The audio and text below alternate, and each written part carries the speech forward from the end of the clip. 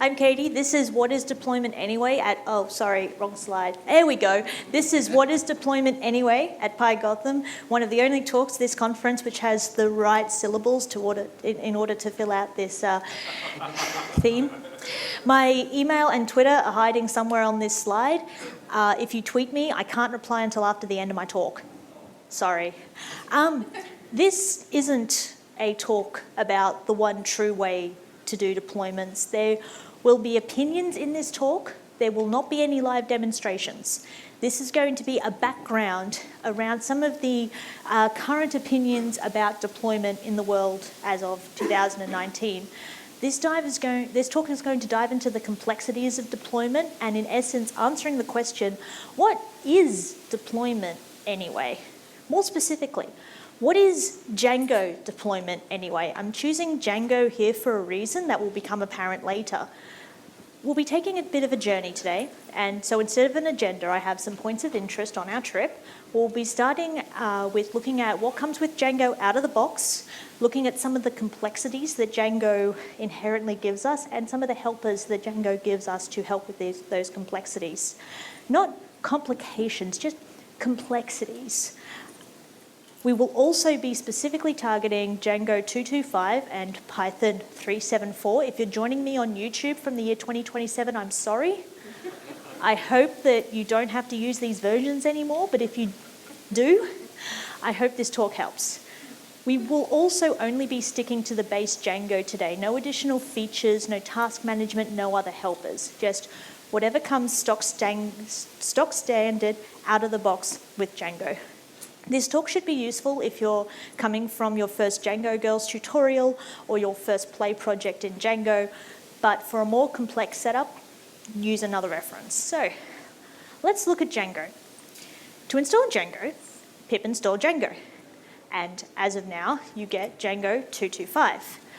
You can also use the start project management command, which will give you no output, but it will give you a folder with a base Django installation with all the templating set up for you. There's a manage.py, there's a my project folder with some settings, some URLs.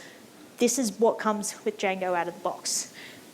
The other management command you run to actually run Django, Python manage.py run server, which gives you a wonderful unapplied migrations error out of the box, but it does give you the really helpful migrate command that you should run. So if we run this, we get a lot of output, but what we have got is now another file in our system, which is a db SQLite 3 file. And now if we try to run server again, we don't get any errors. We get a useful URL which shows us the wonderful rocket ship and the much beloved Django admin. That was 2 commands. Django has a very good local development story. It all boils down to the power of run server, which we run by running manage.py run server. Run server is a local web server. If we dive into the documentation, we can see that run server starts a lightweight development web server on your local machine. But if you go down 2 paragraphs and there's a big but, do not use this server in production. Please, do not use run server in production. I don't care, don't. It has not gone through any security audits or performance tests, and that's how it's going to stay, because we are in the business of making web frameworks, not web servers. Django is in the business of making web frameworks, not web servers. Django is extremely stable, production ready, and a very good web framework. It is very good at being a web framework, but the fact that it does any help for you at all for a local development environment is useful, but it is not for production. I need to probably clarify a few more terms, which emphasizes why I started clapping a moment ago. What is production anyway? Well, production is your live environment. You have local development on your laptop, and then you have production where your users go. But why is it called production? I've asked this question of many Python practitioners with a decade or more of experience, and it leaves them a bit stumped. The best I can find is a paper out of the Association of Computing Machinery dating back to the 1950s, which talks about a production line where you produce objects of value. But in a web sense, this doesn't really mesh well. I like to think of production as in like a theatre production. You see what's on the stage being presented in front of you, and you know something's happening in the back end, and you don't see it, but it makes everything in the front end look really good. Another term we came across in my clapping earlier is the web server. What is a web server anyway? Thankfully, this one's a little bit more aptly named. A web server serves websites. There are local web servers like Run Server, but there are also production-grade web servers. You should be using a production-grade web server in production. The web server deals with all the stuff that you have to do between a user typing in a URL and your framework serving you content, the HTTP protocol, handshakes, content types, all of that. It's a really good idea to use somebody else's web server instead of trying to create your own. Run Server also serves as a static server. It handles serving static files. But what is static? Static are the bits of our website that aren't moving. They can be user-uploaded files, images, video. They're the stuff that doesn't change too often, so it serves us well to use a static serving engine so we don't have to deal with it with our more dynamic server-generated content. And looking in the documentation, we can see that if we are using the Django contrib static files, Run Server will automatically use it as also a static file server if we have debug set to true, which is another thing you should not be using in production, having debug in true. But from our two commands we ran earlier, we can see that we are using Django contrib static files, and we have debug as true. There is an entire talk about why not to use these settings in production. That's a different talk. There are a lot of different talks that I'll be referencing. That's the first one. As well as the documentation telling us that Run Server serves also static files, it tells us that it is not suitable for production. It is one of the other helpers in our local development environment. If I see you using Run Server, I will have words with you. But while we're also in our default settings file, let's look at our third helper. The default database that we're using is SQLite. SQLite has been set up based on the configurations that we have in our default Django template. We saw that there was a db.sqlite file created, and if we check our settings, we can see that our databases have been set up as the default being SQLite. Again, to the documentation, SQLite is a really good development alternative. Django is really, really good for local development, but every single helper that we've come across has had documentation saying that it's really good for development, but do not use it in production. So you have to provide your own, and this is where it gets complex. Not complicated, just complex, because if you aren't familiar with the production-grade offerings out there, you'll end up confused, or worse, using Run Server in production, which you should not do. Great audience participation here. Now, this is the important part. Django is complex in production. Flask is so easy to deploy. All you have to do is just run one command and it's all there. Every tutorial you see about how to deploy Python in production uses Flask, and you can get your hello world running in one command. And there's a reason. State. Django by default is stateful. To have the Django admin, you need state. Flask by default does not have state. You can have a stateless application in Flask. You do not have to have a database in Flask. Therefore, it is infinitely more simple to deploy a Flask application. Stateful applications in general are more complex. This is why I chose Django for my context today, because if I'd chosen Flask, this talk would be over by now. It could be a lightning talk, but because Django is complex, we need to deal with the complexity of having databases and having static. And funnily enough, this is also mentioned in the documentation if you look hard enough. In that file that we saw earlier about serving static files, there's this wonderful gem. Every production setup is a little bit different. Every production setup will be a little bit different. I don't know who added this to the documentation. It's been in there for about a decade now, but this statement is so true. And if you've been to any other talk on deployment before, they might have said something like, well, it depends.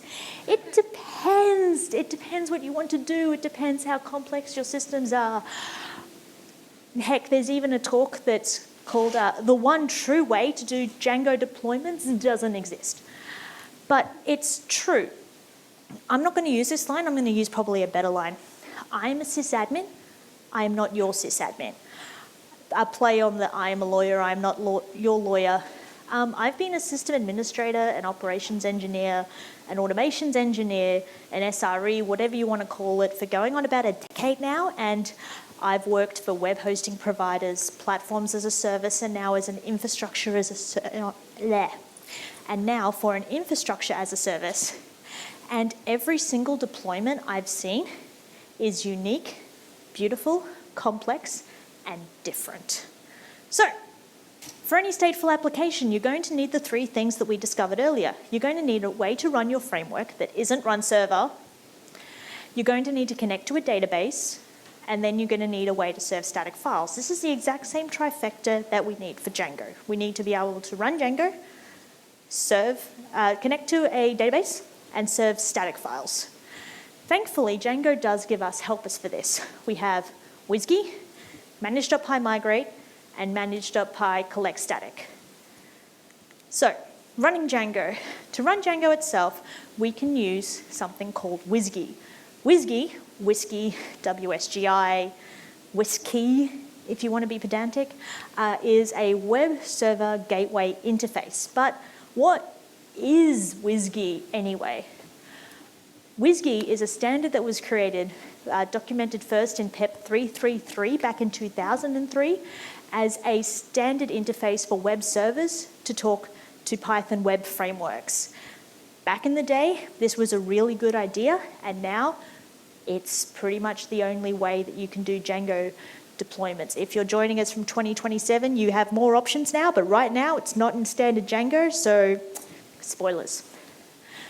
How to deploy with WSGI? Again, as per the documentation, there's a wonderful line here that says, as noted, the start project management command sets up a simple default WSGI configuration file for you, which we can see in our base templating such. We have a file called wsgi.py, and the contents of that file, apart from the doc string, is 4 lines. There's an entire talk dedicated to describing what those 4 lines do. But it means that we can choose any WSGI web server to deploy our Django app with. So, to deploy a Django app with a WSGI web server, you need to choose a WSGI web server. The 2 most popular options out there today are Micro WSGI and G-Unicorn, or GNUnicorn, or Gunicorn, or however you want to pronounce it. These words don't get verbalized often enough, so I guessed.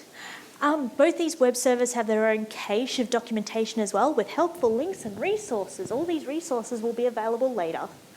But how do you deploy a WSGI web server? There are so many options out there, but what you choose is going to dictate some of your options later to do with your database and your static. But I have a better question. How much custom infrastructure do you want? Because as you saw before, every production setup will be a little bit different. There are plenty of options out there if you want to use a template that works for 80% of Django websites. And if you have a standard Django application, then these are going to work for you. But more importantly, how much custom infrastructure management do you want to do yourself? Because if you're a Django developer, then you probably want to develop Django. It's super, super interesting to set up your own network, your own physical server, your own redundant power, your own everything. But if you just want to get your application online, then why not pay someone to do a lot of that for you? In our setup, we don't have anything custom. We don't have any strong opinions, just what Django gives us by default. So why not let somebody else manage these things for you? In essence, what do you want to worry about? As a sysadmin, I used to get paid to worry for you. You're a developer. A little worry is good, but to pay someone to take that all away, even better. The two main choices you have in this instance today are platforms as a service and infrastructure as a service, also known as PaaS and IaaS, because we are nothing if not trying to truncate all our words and terminology in as little characters as possible.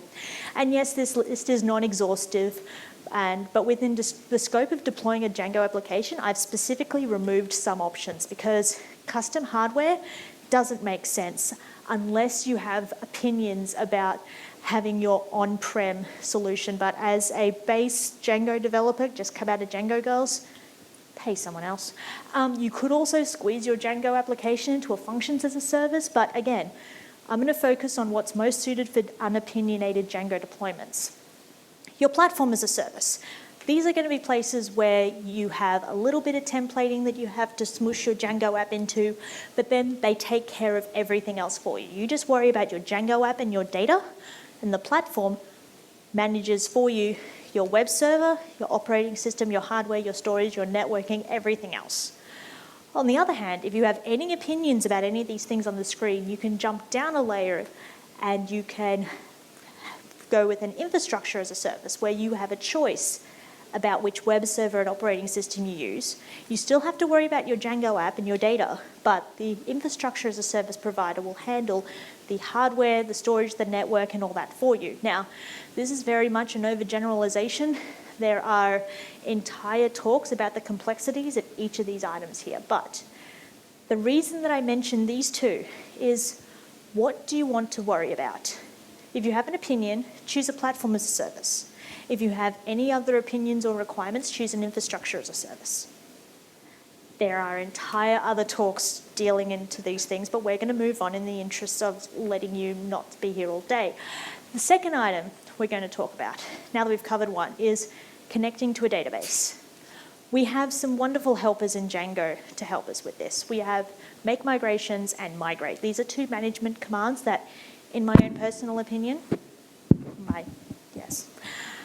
these are the two greatest features of Django. I mean, having a dynamic web admin is kind of cool, but these two, they're amazing because these were specifically created to reduce developer toil.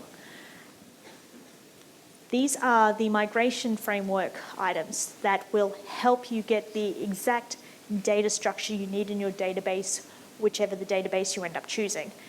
These were the commands that ended up giving us these applying blah things that we saw before. These are the base migrations for a base Django installation, including the admin, content types, and auth modules. The contents of these are used to generate the SQL based on your database. But the next question is, well, which database do you choose? We were using SQLite before. What else could we do? Well, again, the docs here are useful. Django attempts to support as many features as possible. Django attempts to be database agnostic. There is a list of supported databases as of Django 2.2, including Postgres, MySQL, Oracle, and SQLite. There is a limited number of third-party options that are also supported, but again, what do you want to have to worry about? What do you personally have to worry about? If you happen to have a database expert or a DBA on staff, that's their problem. But if you are the person deploying your application, then you're going to have to worry about this. And if you have no opinion, just choose Postgres. And I know I'm actually telling you one option and not giving you any alternatives here, but it's for a really good reason. The documentation backs me up. The documentation specifically points out that Django is an agnostic web framework, but Postgres has a number of features which are not shared by any other databases that Django supports. The ability for other databases to have as much of a breadth and functionality is only limited by contributor support, by the community.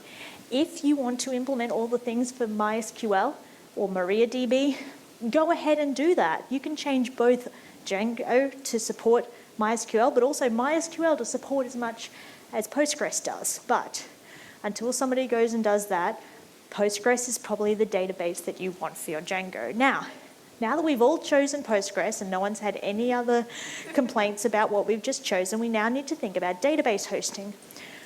because you've got to host your database somewhere, just like your web server. Now, there are a few options here. You could create your own database, install Postgres from packages, do it all yourself. But what do you want to worry about? Are you a Python developer or are you a database administrator? Managed databases are a thing, and managed databases are cool. Some people call them DB as a service, database as a service, but DBAS is a really weird term to say, so I'm just going to call them managed databases. A lot of applications along a lot of different programming languages and formats, web, mobile, all that, a lot of them need databases. So managed databases is a pretty solved thing at this point. In a managed database, you just have to worry about your data models. Django then worries about generating and applying the migrations, and then your managed database provider handles storage, backups, persistence, and maintenance. It's a really good idea to have your web server and your database located physically close to each other, because you know they have to talk to each other and the speed of light is a limit. But you need to think about these sorts of things, because managed databases are a stonkingly good idea, even if they are the only thing that ends up costing you money. Because at the end of the day, your website code is probably going to live on your laptop, on GitHub, on your web server. But your production database data, there's only going to be one copy of it in your production database. So it's probably a really good idea to have backups of that. And a lot of the managed database providers are not going to give you a managed database for free. But everything else in your stack, if you're on a very small, if you're just doing a sample deployment, if you're doing your first website, probably is going to fall under the free tier of a whole lot of providers. So this might be the only thing that costs you money at all, apart from if you want a custom domain. But your production data is the most important thing, and that needs to stay around. So why not pay for peace of mind? I happen to work for a place that does managed databases. Can you tell? Third and finally, to support our final section in our deployment trifecta, we have static files, which we will use the wonderful management command collect static. And thankfully, there's an entire talk about this that was at PyCon. Links again in the doobly-doo. There are 4 different things you have to think about with static management, either your simple assets, cloud storage, media uploads, or asset compilation. If you're choosing a platform as a service or an infrastructure as a service, there is probably going to be cloud storage there for you. Now, cloud storage, AWS S3 was launched 13 years ago, 2006. Storing media objects is a foundational service provided by any cloud platform, and it is one of the most fundamental features of the cloud today. It's a really good idea to store your static in the cloud, and there are many Django helpers to help with that. All the references are in that link from earlier. So we have finished our trifecta. We've crossed off every item. So what is Django deployment anyway? We're finally here. Django deployment is copying your code to a host, running migrations, collecting static, and starting your web server. And I know that doesn't seem like a lot, but I've just spent 23 minutes detailing exactly why it's a lot. And hopefully this helps you gain a greater understanding of the complexity about what needs to be done, but not how to do it. Because there is no one answer. The way you do deployments, the way you set up production, has to be right for you, because you need to maintain it. And if I was to tell you a solution, you may not like it, or heaven forbid, you may not understand it, and that's going to be worse because you need to maintain the thing. Some of the things I didn't mention today include all these lists of items, each of which is their own conference. A lot of these are opinions about when to run the things that I mentioned, as opposed to how. But hopefully I've been able to help you understand why production is so complex, why deployment is so hard. And not that it's complicated, it's just a little bit complex. I'm sure there have been many other opinions and suggestions and helpful feedback that many of you in the audience have. So for the comfort of the rest of the audience and the next speaker, please follow me out into the hallway and we'll be happy to discuss. Thank you so much for your time.